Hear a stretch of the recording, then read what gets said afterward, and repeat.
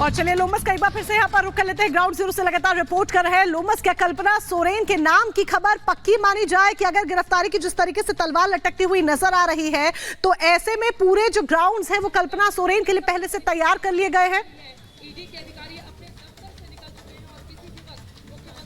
बिल्कुल मोनिका, एक आपको मैं अपडेट देना चाहूंगा कि ईडी की टीम अपने कार्यालय से निकल चुकी है और 10 मिनट के अंदर यहां पर जो आवास है हेमंत सोरेन का वहां पे पहुंच जाएगी। आपको दिखा दें कि पहले तस्वीर यहां पर धारा 144 लागू की है और साफ तौर पे जो लगातार विधायक है, नेता, वो भी पहुंच चुके हैं और वो ये समर्थन में पहुंचे हैं। और अगर बात करें कि नेक्स्ट चेहरे की, क्योंकि लगातार यही बात बन रही थी कि अगला चेहरा कौन, तो अगला चेहरे को लेकर के लगातार अटकलें जारी है और साफ तौर पे कल्पना के नाम को लेकर के लगातार ही जो नेता हैं, जो सांसद हैं, वो कह रहे हैं कि अभी कोई इस पे किसी तरीके से डिस्कशन नहीं हुआ है। अभी देखने वाली बात होगी, क्योंकि जब तक ईडी की पूछताछ खत्म नहीं होती और जो हेमंत सोरेन है उनका निष्कर्ष क्या होता है वो भी देखने वाली बात होगी। लेकिन आपने देखा होगी कि कल एक तस्वीर निकल के सामने आई जहां पे तमाम पार्टी के जो विधायक थे वो बैठे हुए थे और हेमंत के बगल में कल्पना भी बैठी हुई थी। तो इससे जाहिर होता है कि अगला चेहरा कहीं ना कहीं जो कल्पना हो सकती है और साफ तौर पे उसको लेकर के जो शाम में बैठक हुई थी उस पर भी थोड़ी चर्चा जरूर हुई थी। हमने बात करने की कोशिश की थी तमाम सांसदों, तमाम विधायकों से, तो उन्होंने हल्के हल्के आवाज में जरूर जवाब दिया कि हाँ अगला चेहरा जरूर कोई हो सकता है, लेकिन कौन हो सकता है इस पे किसी तरीके से बात अभी बन नहीं पाई है, क्योंकि हमने और इस बीच एक और बड़ी खबर आपको बता दें, जेएमएम सांसद महुआ माझी का बयान सामने आया। कहा है कि हर हालात के लिए हम तैयार हैं, हर हालात के लिए पार्टी तैयार है, वैकल्पिक इंतजाम कर सकती है जेएमएम। सीएम के पास छिपाने के लिए कुछ नहीं है, पिछली पूछताछ में भी कुछ नहीं मिला था, ये महुआ माझी कह रही है। वो कह रही है कि वैकल्पिक इंतजाम किया जाएगा। लेकिन आपको बता दें तो क्या पूरी पार्टी, खुद हेमंत सोरेन, क्योंकि ये भी बताया जा रहा है अपने परिवार से जिस तरीके से वो मिल रहे हैं, जिस तरीके से लगातार हलचल पार्टी में भी देखने को मिल रही है, क्या वो भी ये मानकर चल रहे हैं कि गिरफ्तारी संभव है और इसीलिए महुआ माझी कह रही है कि वैकल्पिक व्यवस्था करेंगे? जरा सुनिए महुआ माझी क्या कह रही हैं। सरकार या भाजपा को आप देख ही रहे हैं कि भाजपा किस तरह से तमाम उन राज्यों में जहां भाजपा की सरकार नहीं है उनको अस्थिर करने की, उन्हें गिराकर अपनी सरकार बनाने की किस तरह से साजिशें रच रही हैं हर जगह। इसलिए पार्टी पूरी तरह से तैयार है किसी भी तरह की साजिश का सामना करने के लिए, उसका मुकाबला करने के लिए।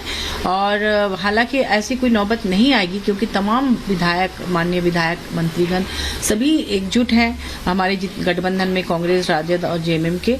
और उन्होंने एक स्वर में कहा है कि माननीय हेमंत सोरेन जी ही मुख्यमंत्री रहेंगे। तो महुआ माझी को आपने सुना, वो कह रहे हैं कि सभी एकजुट हैं। लोमस हमारे साथ लगातार जुड़े हुए हैं। लोमस, एकजुट तो नजर आ रहे हैं कम से कम बातों में, लेकिन भ्रष्टाचार के मुद्दे पर महागठबंधन के ये तमाम चेहरे पूछताछ का सामना कर रहे हैं। चाहे तेजस्वी यादव की बात कर ले, लालू यादव की बात कर ले, हेमंत सोरेन का भी नंबर है। मुश्किल तो बढ़ी हुई है। आम आदमी पार्टी के तमाम चेहरे पहले भी, अरविंद केजरीवाल की भी बात कर लें अगर तो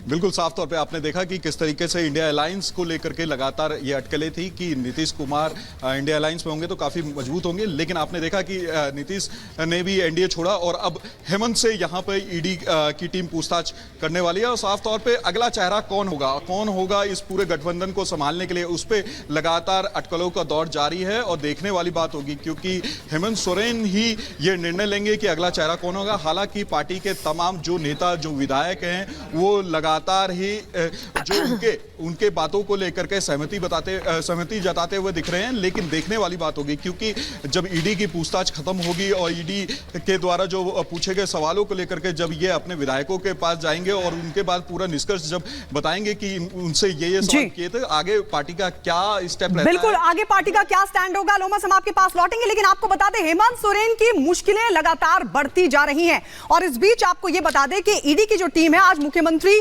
दफ्तर में उनसे पूछताछ करेगी। जमीन घोटाले का ये पूरा मामला है जिसमें ईडी की टीम हेमंत सोरेन से सवाल जवाब करने वाली है। अब अगला कदम ईडी का क्या होगा, इस पर सभी की निगाहें बनी हुई है। लेकिन इस बीच आपको बता दें पूरी रणनीति से हेमंत सोरेन ने तैयार कर ली है। ये रिपोर्ट देखिए।